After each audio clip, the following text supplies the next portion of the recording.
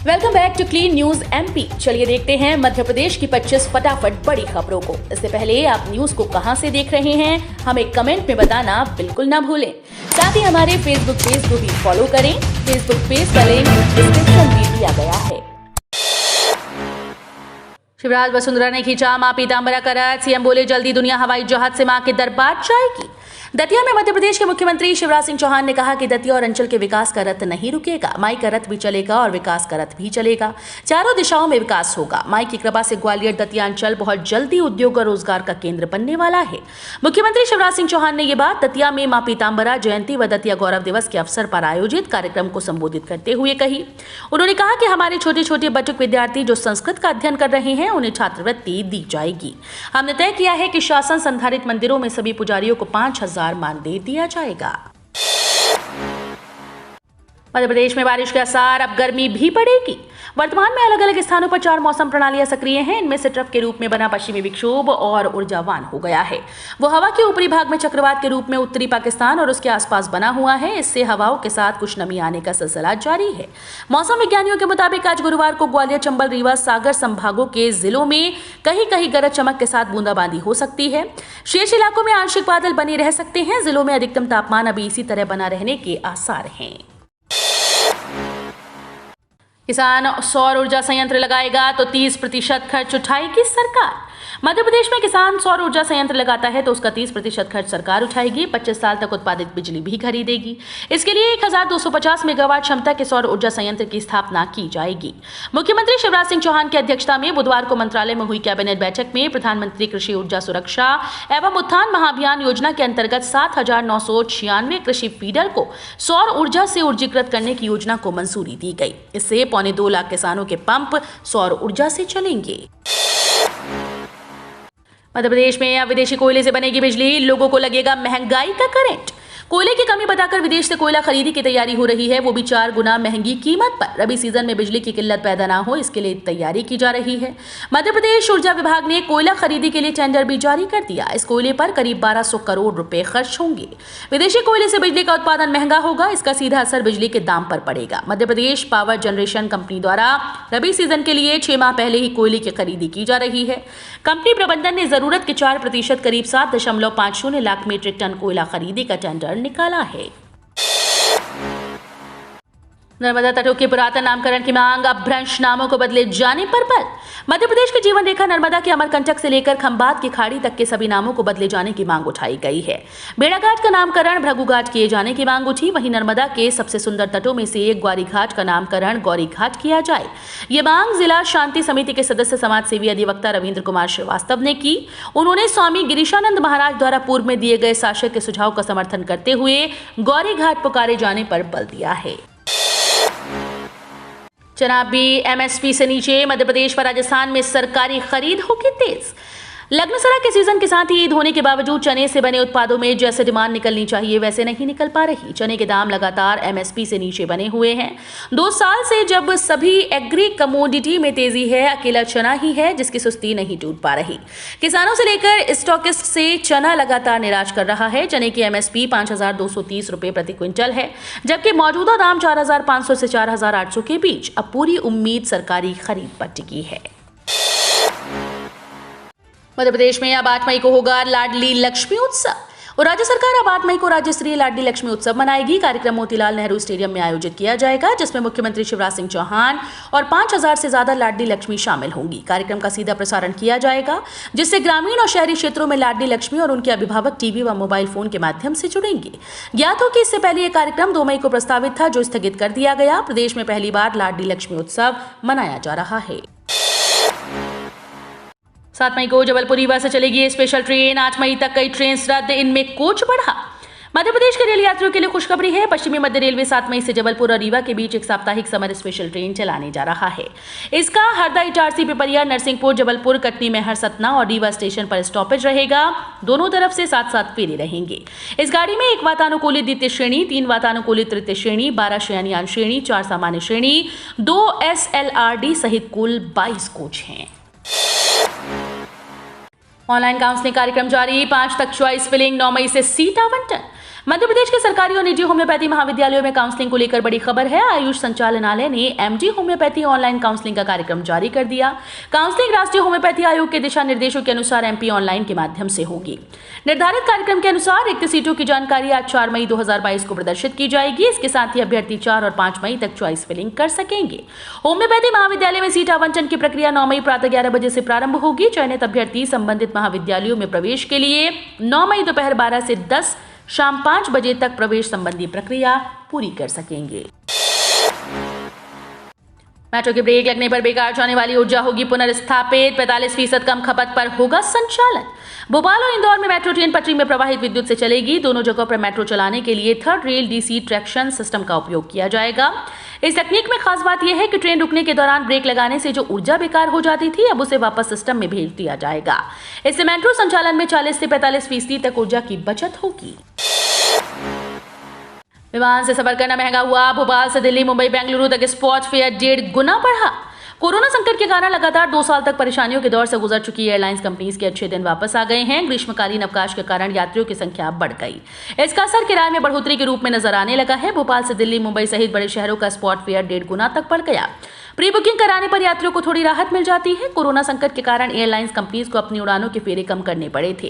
कुछ समय के लिए उड़ानें बंद भी करनी पड़ी। अब ये बात बीते दिनों की हो चुकी है। लोग परिवार के साथ घूमने निकल रहे हैं। विमान से सफर करना अब सामान्य बात होती जा रही है। अच्छी बुकिंग के कारण ही किराया बढ़ रहा है। 4 माह से बिना कार्डियोलॉजिस्ट है एम्स। अब हर शुक्रवार बीएमएचआरसी से आएंगे विशेषज्ञ। अखिल भारतीय आयुर्विज्ञान संस्थान भोपाल में इलाज के लिए आने वाले मरीजों को कुछ राहत मिली है। यहां पर हर शुक्रवार को बीएमएचआरसी से हृदय रोग विशेषज्ञ आने लगे हैं। पिछले महीने से ये व्यवस्था शुरू हुई है। इसके लिए एम्स और बीएमएचआरसी प्रबंधन के बीच अनुबंध हुआ है। बता दें कि एम्स में जनवरी से कोई हृदय रोग विशेषज्ञ नहीं है। इस वजह से मरीजों को ओपीडी तक में इलाज नहीं मिल पा रहा था। यहां तक पहले से एम्स में इलाज करा रहे मरीजों को भी दिखाने के लिए दूसरे अस्पतालों में जाना पड़ रहा था। अब सभी पुराने मरीजों को शुक्रवार को एम्स आने के लिए कहा जा रहा है। सोने के रेट 350 रुपए गिरे। अक्षय तृतीया पर जमकर हुई खरीदी। अक्षय तृतीया और ईद की वजह से सराफा बाजार अच्छी ग्राहक की नजर आई। मंगलवार को भी सोने की कीमतों में गिरावट का क्रम जारी रहने से आखा तीज की खरीदारी का उत्साह और भी बढ़ गया। फिर भी सोना 52,000 रुपए से ऊपर है, इसलिए ज्यादातर व्यापारी लाइट वेट गहनों में देखने को मिला है। हालांकि जेवराती सोना 48,000 रुपए प्रति 10 ग्राम के आसपास है। दरअसल अंतर्राष्ट्रीय बुलियन वायदा मार्केट में अमेरिकी फेड द्वारा ब्याज दरें बढ़ाने के कयास लगाए जा रहे हैं। बुलियन में निवेशकों की खरीदी कम होने के कारण वायदा लगातार कमजोर हो रहा है, जिसका असर घरेलू बाजार में देखने को मिला। इंदौर रेलवे स्टेशन पर सुविधाओं के लिए सांसद ने आमजन से 15 दिन में सुझाव मांगे। करीब 2300 करोड़ रुपए से होने वाले इंदौर रेलवे स्टेशन के कायाकल्प के मद्देनजर सांसद शंकर लालवानी ने आम जनता से सुझाव मांगे। लोग प्रस्तावित नवनिर्माण से जुड़ी सुविधाओं या अन्य किसी भी विषय पर इंटरनेट मीडिया के माध्यम से सुझाव दे सकते हैं। इसके नाम भी आम जनता ही तय करेगी। इसके लिए 15 दिन का समय दिया गया है। आम जनता के इन सुझाव को रेल मंत्री और रेलवे बोर्ड को दे दिया जाएगा। सरकारी कर्मचारी के लिए बड़ी खबर। अनुकंपा नियुक्ति पर मध्य प्रदेश हाईकोर्ट का बड़ा फैसला। अनुकंपा नियुक्ति पर मध्य प्रदेश हाईकोर्ट ने बड़ा फैसला सुनाया। हाईकोर्ट ने सरकारी कर्मचारी के परिवार में अनुकंपा नियुक्ति को अवैध करार दिया। यानी यदि परिवार का कोई एक सदस्य शासकीय कर्मचारी है तो दूसरे को अनुकंपा नियुक्ति का अधिकार नहीं मिलेगा। दरअसल शहडोल जिले के गोरतरा निवासी अश्विनी कुमार पांडे की ओर से एक अपील दायर की गई, जिसमें उनके अधिवक्ता रजनीश गुप्ता ने अपना पक्ष रखते हुए बताया था कि अश्विनी कुमार पांडे के पिता पुलिसकर्मी थे और उनका सेवा के दौरान निधन हो गया। इसके बाद अश्विनी के अनुकंपा नियुक्ति के लिए विभाग को आवेदन दिया, जिसे निरस्त कर दिया गया। लेकिन हाईकोर्ट की एकल पीठ द्वारा इस याचिका की चुनौती को 5 अप्रैल 2022 को निरस्त कर दिया गया। छात्रवृत्ति पर सीएम शिवराज की बड़ी घोषणा। अधिकारियों को दिए निर्देश। संस्कृत को बढ़ावा देने के लिए मुख्यमंत्री शिवराज सिंह चौहान ने अधिकारियों के साथ बैठकर कई फैसले लिए। संस्कृत के छात्रों सहित संस्कृत पढ़ाने वाले शिक्षकों को लेकर भी कई निर्णय लिए गए, जिनकी चर्चा आज उन्होंने अपने मंत्रिमंडल के सहयोगियों के साथ की। मुख्यमंत्री शिवराज पढ़ने वाले विद्यार्थियों के लिए प्रोत्साहन स्वरूप छात्रवृत्ति की व्यवस्था की जा रही है। ये सुनिश्चित किया जाए कि विद्यार्थियों को जुलाई माह से छात्रवृत्ति मिलना आरंभ हो जाए। छात्रवृत्ति का संचालन पोर्टल से होगा। किसानों को ड्रोन खरीदने पर सरकार से मिलेगी 50% की सब्सिडी।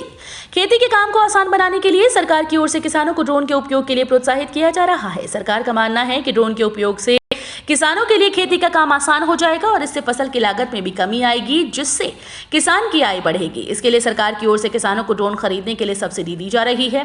किसानों को ड्रोन की खरीद पर सरकार की ओर से 50% की सब्सिडी दी जाएगी। अगर कोई अमेरिकी इलेक्ट्रिक वाहन निर्माता भारत में अपना वाहन बनाता है तो इससे कंपनी को फायदा होगा। केंद्रीय मंत्री नितिन गडकरी लगातार इलेक्ट्रिक वाहनों को बढ़ावा देने पर काम कर रहे हैं। इलेक्ट्रिक वाहनों के उपयोग को बढ़ाने से प्रदूषण कम हो सकता है और साथ ही तेल की उच्च लागत से राहत मिल सकती है। वर्तमान में इलेक्ट्रिक वाहनों की कीमत पेट्रोल या डीजल वाहनों की तुलना में ज्यादा है। पेट्रोल कारों की कीमत कम होगी। इस पर केंद्रीय सड़क परिवहन एवं राजमार्ग मंत्री नितिन गडकरी का कहना है कि भविष्य में ईवी की कीमत पेट्रोल कारों के मुकाबले कम होगी। कमलनाथ के खिलाफ शिकायत विधानसभा की आचरण समिति को सौंपी गई। मध्य प्रदेश विधानसभा के पूर्व नेता प्रतिपक्ष कमलनाथ के खिलाफ सदन की कार्यवाही को बकवास बताए जाने संबंधी एक बयान को लेकर भाजपा विधायक यशपाल सिंह की शिकायत को आचरण समिति को सौंप दिया गया। विधानसभा अध्यक्ष गिरीश गौतम ने शिकायत को समिति को परीक्षण के लिए दे दिया है।